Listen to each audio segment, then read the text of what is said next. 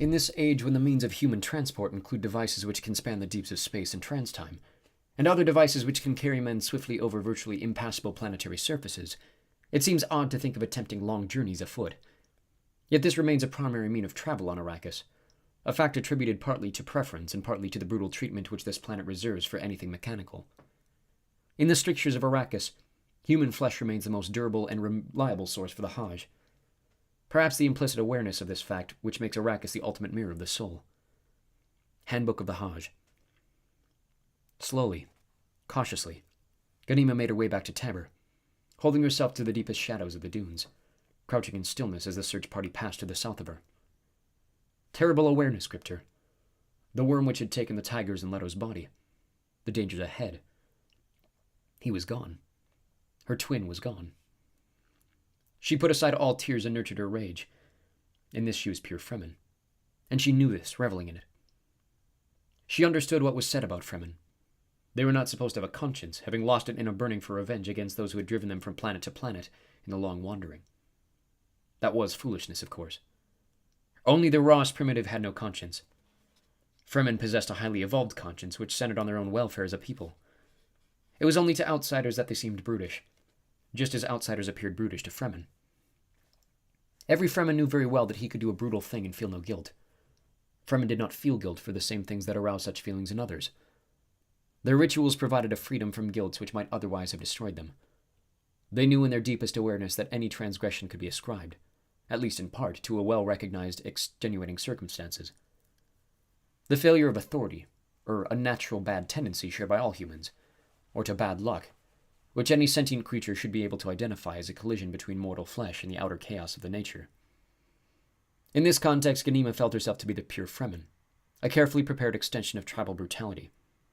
She needed only a target, and that obviously was House Carino. She longed to see Ferrodin's blood spilled on the ground at her feet. No enemy awaited her at the Khanat. Even the search parties had gone elsewhere. She crossed the water on an earth bridge, crept through tall grass toward the covert exit of the siege. Abruptly light flared ahead of her, and Ghanima threw herself flat on the ground. She peered through stalks of giant alfalfa. A woman had entered the covert passage from the outside, and someone had remembered to prepare that passage in the way any siege entrance should be prepared. In troubled times, one greeted anyone entering the siege with bright light, temporarily blinding the newcomer and giving guards time to decide. But such a greeting was never meant to be broadcast out over the desert. The light visible here meant the outer seals had been left aside. Ghanima felt a tug of bitterness at this betrayal of siege security, this flowing light. The ways of the lace-shirt Fremen were to be found everywhere. The light continued to throw its fan over the ground at the cliff base. A young girl ran out of the orchard's darkness into the light, something fearful about her movements. Ghanima could see the bright circle of a glow globe within the passage, a halo of insects around it. The light illuminated two dark shadows in the passage, a man and the girl. They were holding hands as they stared into each other's eyes. Ghanima sensed something wrong about the man and woman. They were not just two lovers stealing a moment from the search. The light was suspended above and beyond them in the passage. The two talked against a glowing arch, throwing their shadows into the outer night where anyone could be a watcher of their movements. Now and again the man would free a hand. The hand would come gesturing into the light, a sharp and furtive movement which, once completed, returned to the shadows.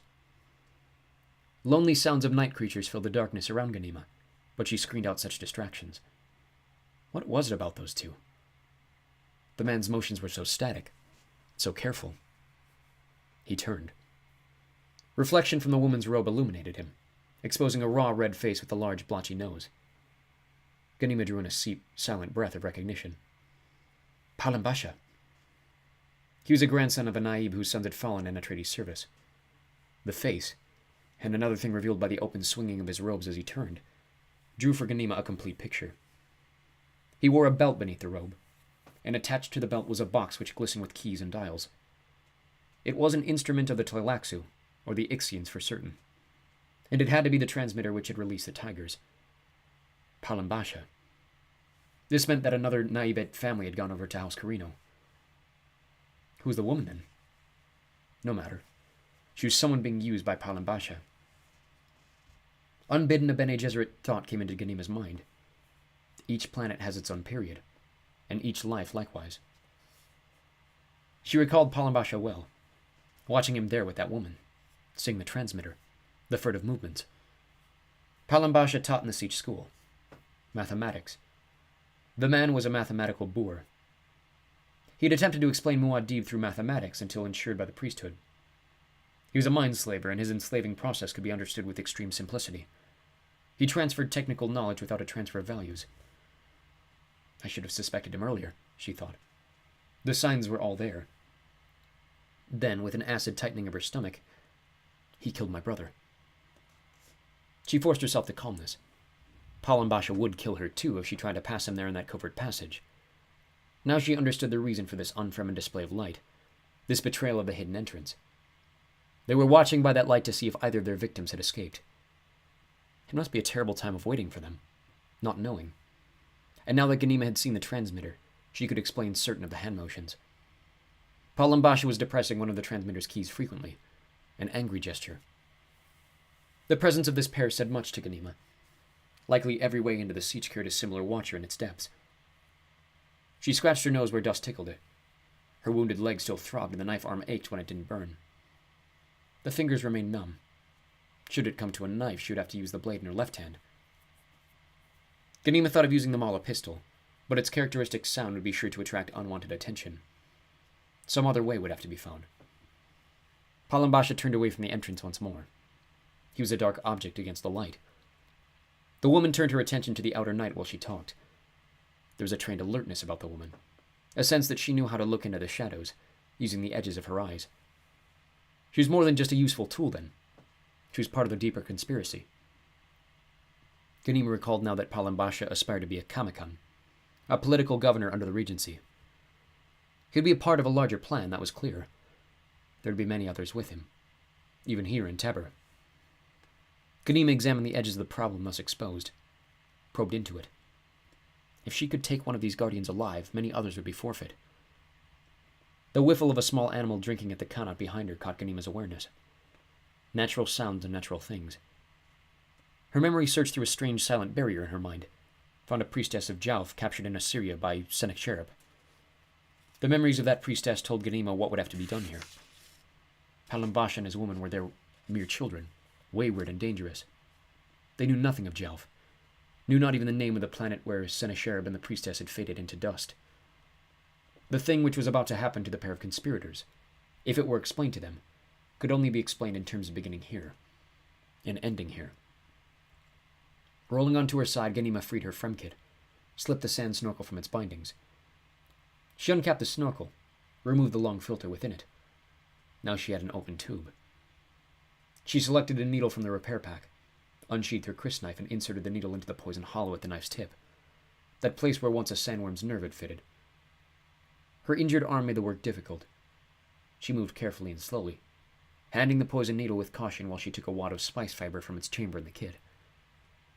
The needle shank fitted tightly onto the fiber wand, forming a missile which went tightly into the tube of the sand snorkel. Holding the weapon flat, Ganima wormed her way closer to the light, moving slowly to cause minimal disturbance in the alfalfa. As she moved, she studied the insects around the light. Yes, there were Payum flies in that fluttering mob. They were notorious biters of human flesh. The poison dart might go unnoticed, swatted aside as a biting fly. A decision remained. Which one of those two to take? The man or the woman? Muriz. The name came unbidden into Ganima's mind. That was the woman's name. It recalled things said about her. She was one of those who fluttered around Palambasha as the insects fluttered around the light. She was easily swayed. A weak one. Very well. Palambasha had chosen the wrong companion for this night. Ganima put the tube to her mouth, and with the memory of the priestess of Jav clearly in her awareness, she sighted carefully, expelled her breath in one strong surge. Palambasha batted at his cheek, drew away a hand with a speck of blood on it. The needle was nowhere to be seen, flicked away by the motion of his own hand. The woman said something soothing, and Palambasha laughed. As he laughed, his legs began to give way beneath him. He sagged against the woman, who tried to support him. She was still staggering with the dead weight when Ganima came up beside her and pressed the point of an unsheathed crysknife against her waist. In conversational tone, Ganima said, "Make no sudden moves, Muriz. My knife is poisoned. You may let go of Palambasha now. He's dead."